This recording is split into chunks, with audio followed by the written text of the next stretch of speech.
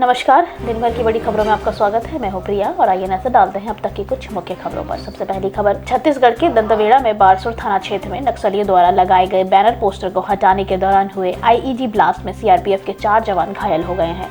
घायल जवानों को इलाज के लिए अस्पताल में भेज दिया गया है। वहीं पूरे इलाके में तलाशी अभियान चलाया जा रहा है। बताया जा रहा है कि बीजापुर से निकली सीआरपीएफ 195 बटालियन के जवान बारसूर पल्ली मार्ग के सत्ताधार 195 बटालियन ब्रिज पास के लगे बैनर पोस्टर को निकाल रहे थे। तभी सुबह 9 बजे के करीब आईईडी ब्लास्ट हो गया। इस घटना में 4 सीआरपीएफ के जवान घायल हो गए हैं। सीआरपीएफ अधिकारियों ने घटना की पुष्टि करते हुए बताया कि सुबह जवानों से सूचना मिली थी कि सुदर तुलार गुफा की ओर नक्सली गतिविधियां चल रही हैं। जवानों को सर्चिंग ऑपरेशन के दौरान संदिग्ध हालत में कुछ पैकेट के बम भी पड़े हुए दिखे।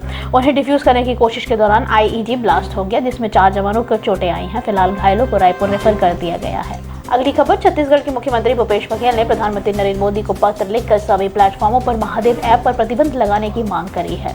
प्रधानमंत्री को लिखे पत्र में मुख्यमंत्री ने कहा कि हाल के दिनों में ऑनलाइन सट्टेबाजी और गेमिंग के माध्यम से अवैध जुआ और सट्टेबाजी का कारोबार देश भर में फैल गया है और इसके संचालक और मालिक विदेशों से उक्त अवैध कारोबार चला रहे हैं।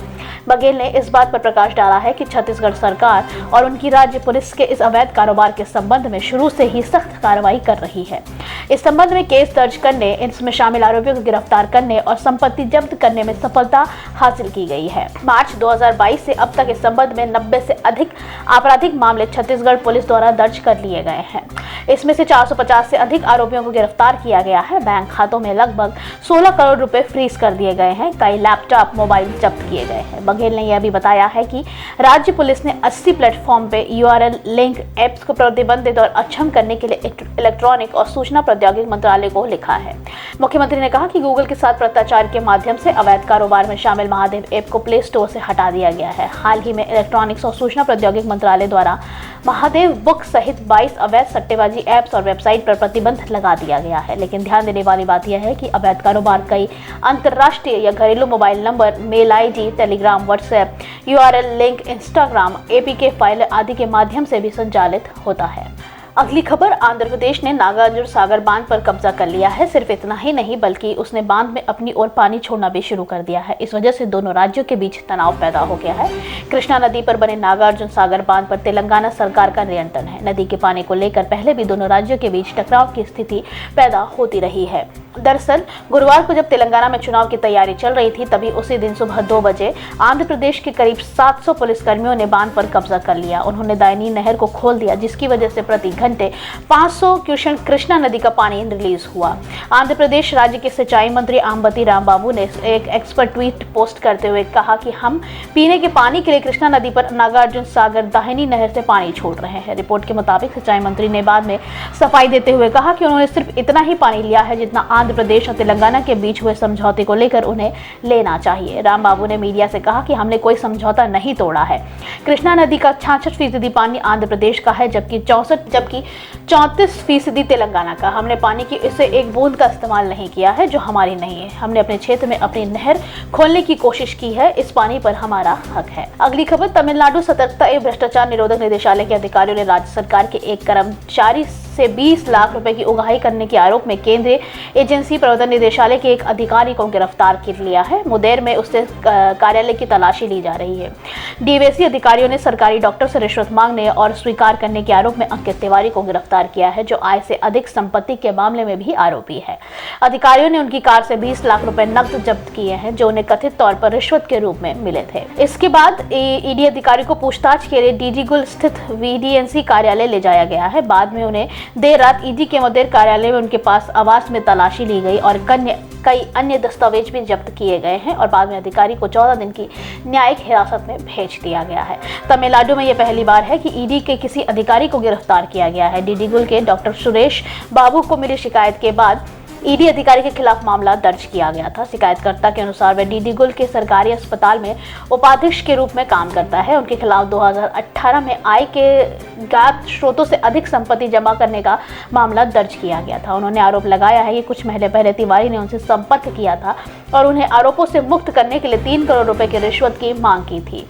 जब डॉक्टर ने बड़ी रकम देने से इनकार कर दिया तो तिवारी ने उनसे 51 लाख रुपए देने की बातचीत की। शिकायतकर्ता ने 1 नवंबर को से तिवारी को 20 लाख रुपए नगद सौंपे थे। चूंकि ईडी के अधिकारी 31 लाख रुपए और देने के लिए उन्हें परेशान करना शुरू कर दिया था, इसलिए डॉक्टर ने विजिलेंस से शिकायत दर्ज कराई।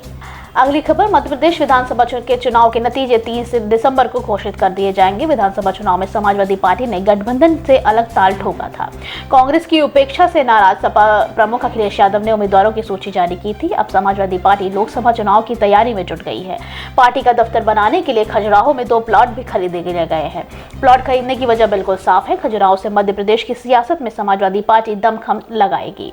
कहा यह जा रहा है कि आगामी लोकसभा चुनाव से पहले सपा ने फैसला काफी सोच विचार के बाद लिया है। सपा की रणनीति लोकसभा चुनाव में उम्मीदवारों को उतारने की है। सूत्रों के मुताबिक मध्य प्रदेश में 6 से 7 लोकसभा सीटों पर सपा उम्मीदवारों को मैदान में उतार सकती है।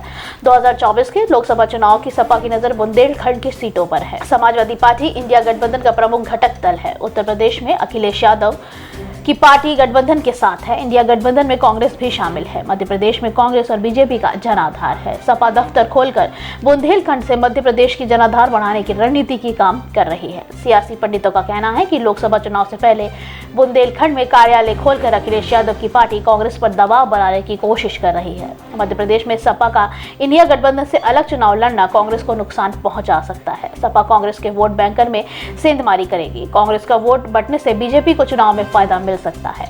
अब इंडिया गठबंधन पर अखिलेश यादव को मनाने की बड़ी चुनौती सामने आ रही है। अगली खबर, मध्य प्रदेश विधानसभा चुनाव के नतीजे रविवार 3 दिसंबर को सबके सामने आ जाएंगे। इसी के साथ ही यह साफ हो जाएगा कि प्रदेश में किसकी सरकार बनेगी। क्या इस बार भी बीजेपी सत्ता पर कायम रहेगी या फिर जनता कांग्रेस को मौका देगी? इन सारे सवालों का जवाब तो मतपेटियों के और ईवीएम में बंद है, जिनका खुलासा रविवार के दोपहर तक हो जाएगा। हालांकि इसी बीच केंद्रीय मंत्री ज्योतिरादित्य सिंधिया ने एक बड़ा दावा किया है। बीजेपी नेता सिंधिया का कहना है कि केवल 24 घंटे का इंतजार करिए, सब कुछ साफ हो जाएगा। मध्य प्रदेश में बीजेपी की ही सरकार बनेगी। ग्वालियर में ज्योतिरादित्य सिंधिया ने कहा कि हमें पूरा विश्वास है कि कल काउंटिंग में बीजेपी को भगवान का आशीर्वाद मिलेगा और एमपी में बीजेपी की सरकार बनेगी।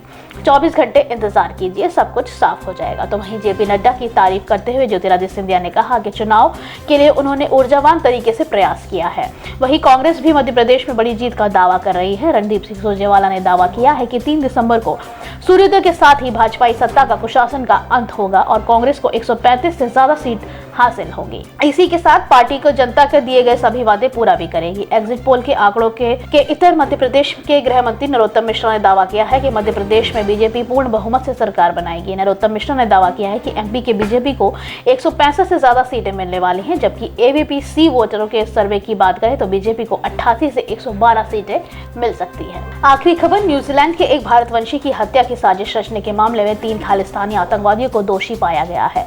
बताया गया कि इन तीनों को ऑकलैंड में रेडियो होस्ट हरनेक सिंह की हत्या की साजिश रची थी।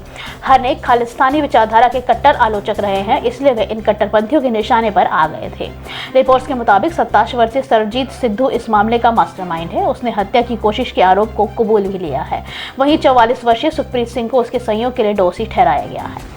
ऑकलैंड में रहने वाले एक तीसरे व्यक्ति जिसका नाम बताए जाने पर फिलहाल रोक लगाई गई है। खालिस्तान आंदोलन के खिलाफ बोलने वाले हरनेक सिंह पर हमले की साजिश रचने और उनके खिलाफ माहौल को दोषी ठहराया गया है। मामले में सुनवाई के दौरान जज मार्क वुलफुड ने सिख समुदाय की सुरक्षा और धार्मिक कट्टरपंथ के खिलाफ कठोरता से रोक लगाने पर जोर दिया है। उन्होंने कहा कि सजा सुनाने के मामले में हम बिल्कुल अलग नजरिया रखते हैं। गौरतलब है कि हरनेक सिंह नेकी पर 23 दिसंबर 2020 को हमला हुआ था। खालिस्तानी कट्टरपंथियों ने घात लगाकर रास्ते में उन पर हमला किया था। कट्टरपंथियों से भरी 3 कारों से पहले उनका पीछा किया गया। उसके बाद बारी बारी से करीब 40 बार चाकू से गोदा गया। नेकी की जान बचाने के लिए उनकी सर्जरी हुई। चोट इतनी गंभीर थी, इसका अंदाजा इसी बात से लगाया जा सकता है कि नेकी को 350 टाके लगाए गए थे। आज के लिए बस इतना ही। बाकी खबरें जानने के लिए देखते रहिए द पब्लिक इंडिया। धन्यवाद।